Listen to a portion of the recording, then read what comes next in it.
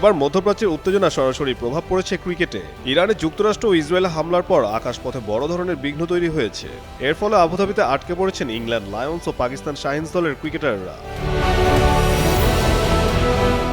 সাবেক allrounder Andrew ফ্লিনটফের কোচিংয়ে থাকা ইংল্যান্ড লায়ন্স দলের পাকিস্তান শাহিনস দলের বিপক্ষে নির্ধারিত তৃতীয় দিনের একদিনের ম্যাচ বাতিল করা হয়েছে। আকাশপথ সীমিত থাকায় খেলোয়াড় ও কোচিং স্টাফরা আপাতত আরব আমিরাত ছাড়তে পারছেন না। বিসওয়াক্স আর ভিটামিন ই সমৃদ্ধ স্কোয়ারের ময়শ্চারাইজিং মেরি লিপ কেয়ার, এবার হাসুন প্রাণ খুলে।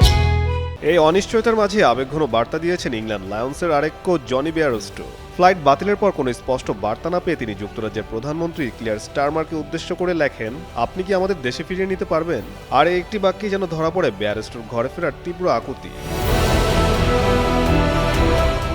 এদিকে England and Wales cricket board জানিয়েছে খেলোয়াড়দের নিরাপত্তাই তাদের সর্বোচ্চ অগ্রাধিকার। তারা সরকার ও নিরাপত্তা বিশেষজ্ঞদের সঙ্গে নিয়মিত যোগাযোগ রাখছে, এমনকি প্রয়োজন হলে বিশেষ চার্টার্ড ফ্লাইটের ব্যবস্থার কথাও ভাবছে।